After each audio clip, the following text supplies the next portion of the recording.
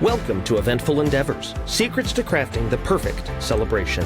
If you're planning an event and looking for useful tips from industry experts, you're in the right place. So get ready to take some notes and we'll dive right in. This is Eventful Endeavors.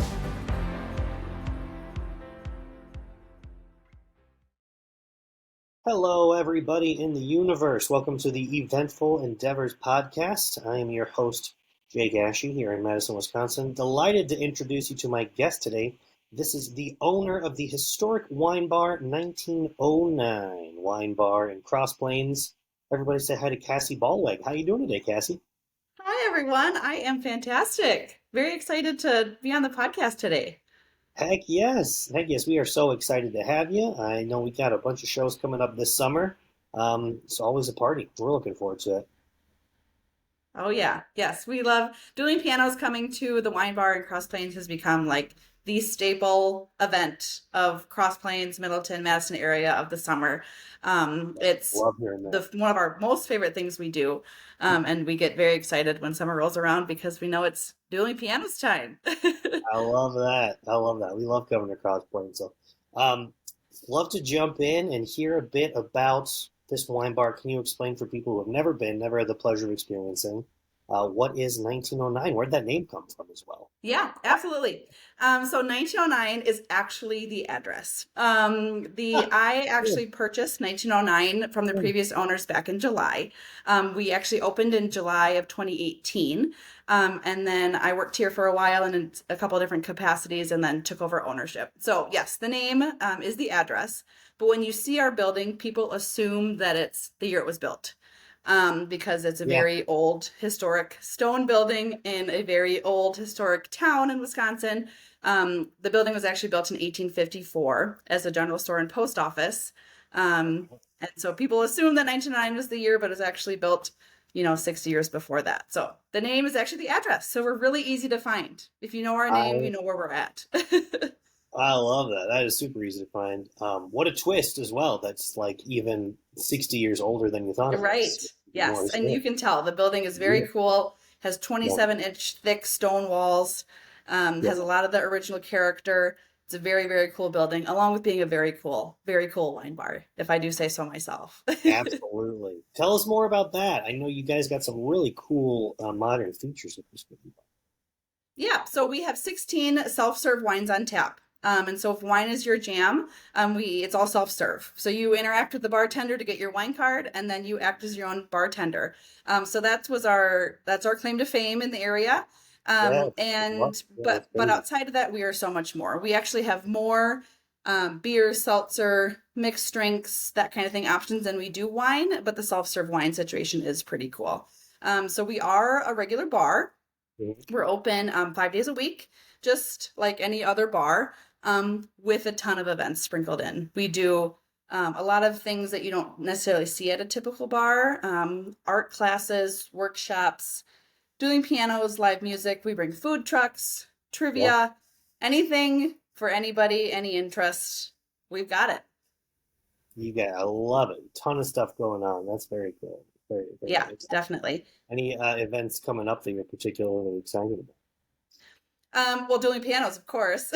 We just dropped our tickets for all 4 shows that we have this summer.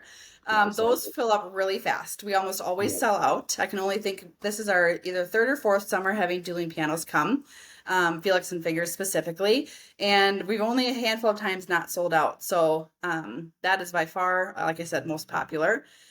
We also have started a murder mystery party series. So every few months, I write a murder mystery event. Everybody gets a character and a costume and a little bit of a script, and you come and you figure out who was murdered at this party. That's a huge hit. We have our June 1 out on our website. And then we also have a class and creation series that we are really excited about, where you come and for about a half hour you learn a skill or you learn about something. And then for the second half, you actually get to create something. So tonight, for example, we are doing candle painting. So everybody who bought tickets will be learning about how to paint a candle and how to make it last and how different ways. And then they get all the materials to paint some candles to take home with them. So that's a lot of fun. Also, writing your own mysteries. That sounds like a fun little side. Yes. So fun. super hard. It Yeah. definitely uses all of my creative juices, and people love them so much that they want to do them all the time. But it takes me, 3 to 4 months to write. Jeez, yeah, The it's good. they're 3-hour events. It takes me a long time to write those, but I mean that's why I got into this business. I mean, we're a bar, but we're also an Yeah. event center, and that's the kind of stuff I enjoy doing. And so getting to use my brain in that way is a lot of fun. Well, really, you're doing a lot. So very fun, kind of treating it like Yes. a playground for a bunch of fun events and features. What brought you? What'd you do before running the bar? How'd you make your way to 1909? Yeah, sure. So I graduated from UW-Madison with a degree in rehab psychology. And then I used that for a while teaching preschool, a lot of times with kiddos with special needs. And then I was a respite care specialist for a while. When I was teaching preschool, I had my first daughter and decided I wanted to be home with her during the day. And so that I got a job bartending here at 1909. Things kind of spiraled. I quickly, after that, became the event coordinator, got to do all that fun stuff, and then became the manager.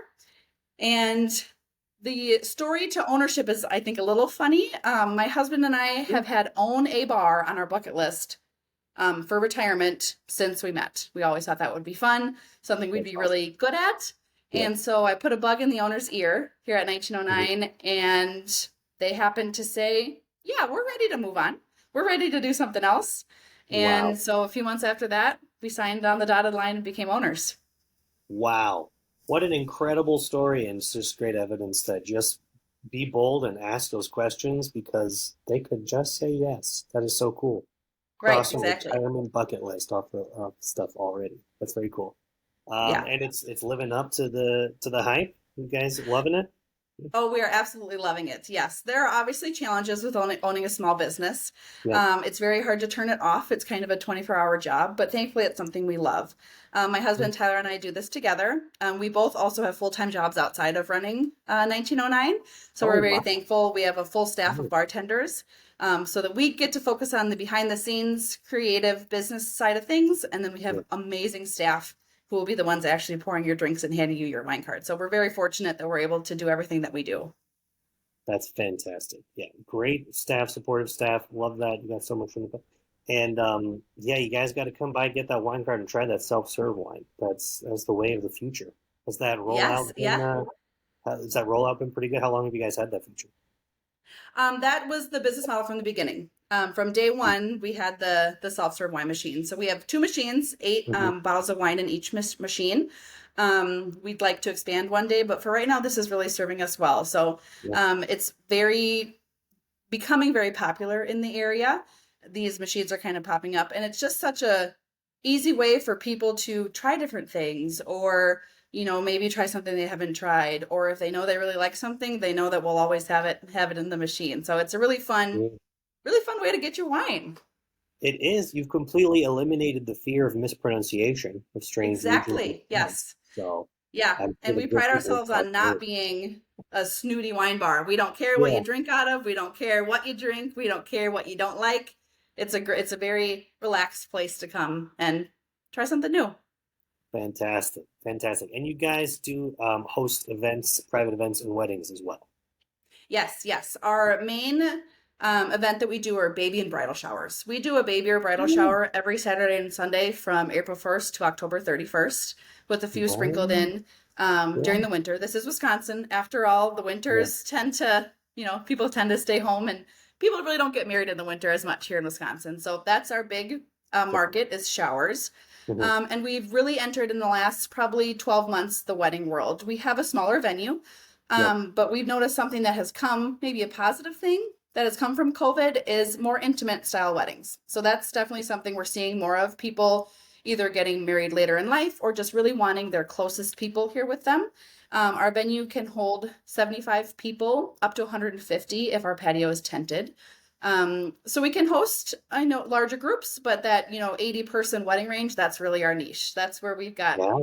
we've got it down. So We're doing a ton of those too. I've also noticed that same trends, kind of more intimacy, but then you kind of can invest even more in the guest experiences.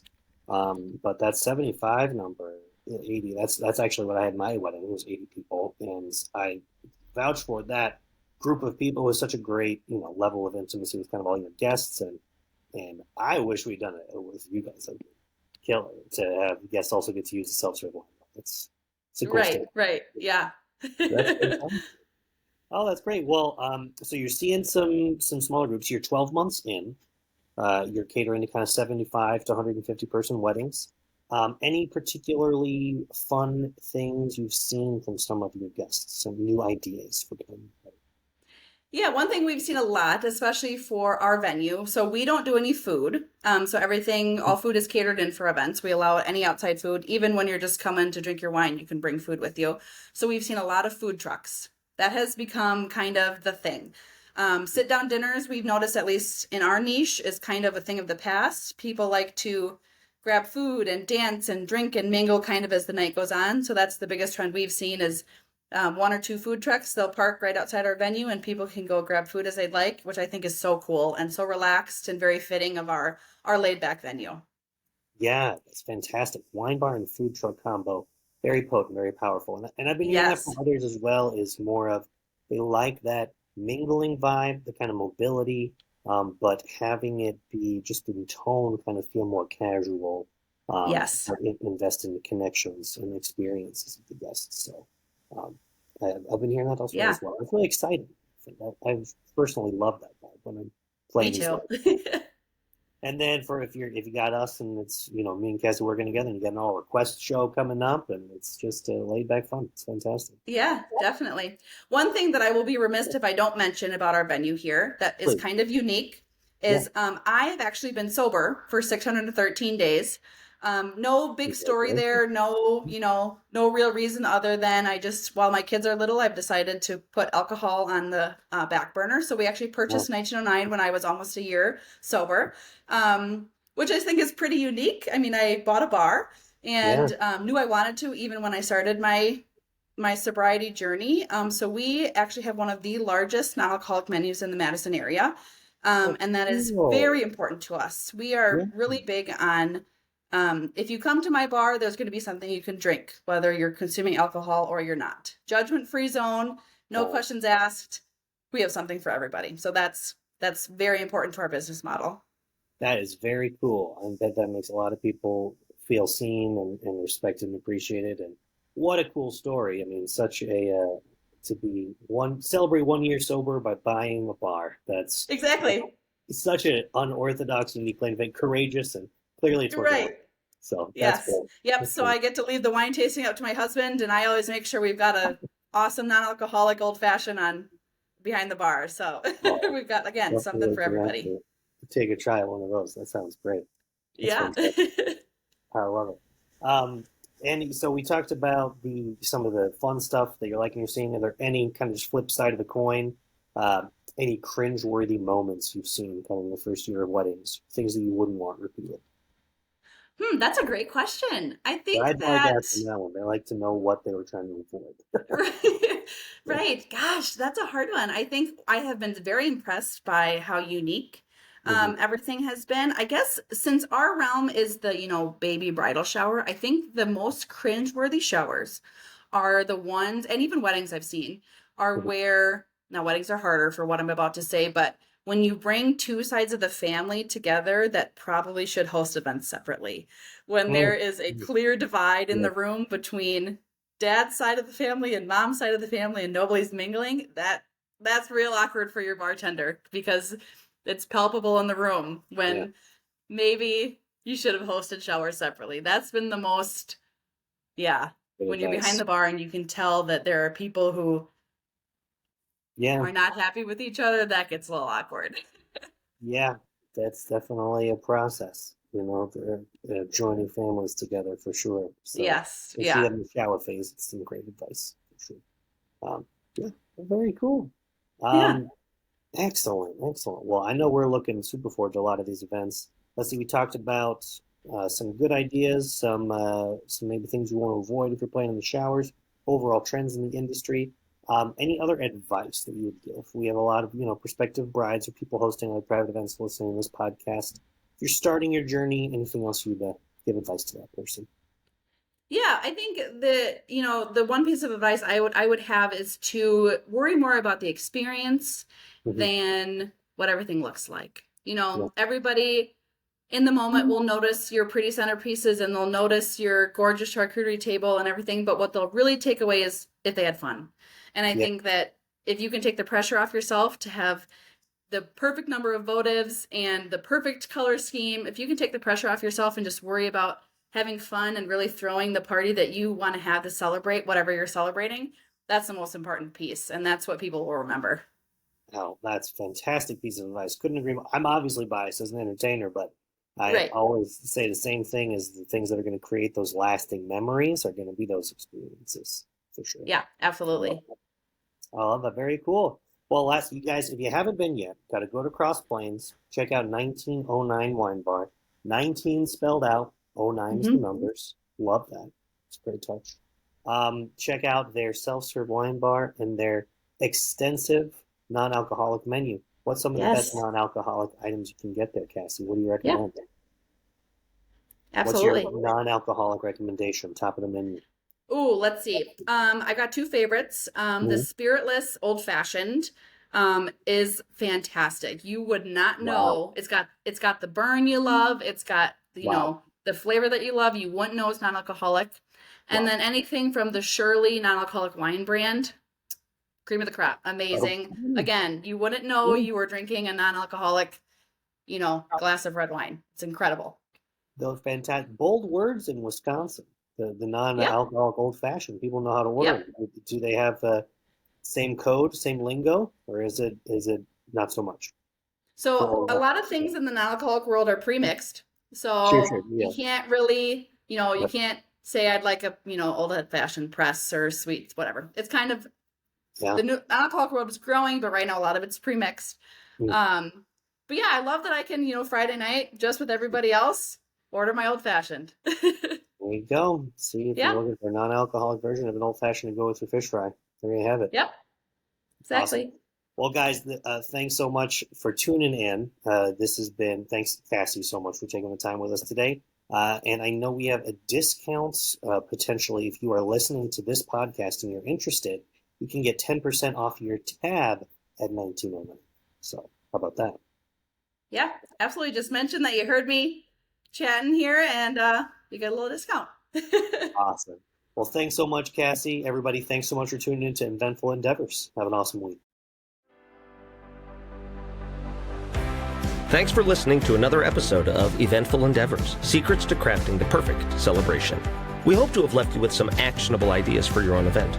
If you like the show, please subscribe and definitely leave us a review. We read every comment. So until next time, happy planning and see you soon on Eventful Endeavors.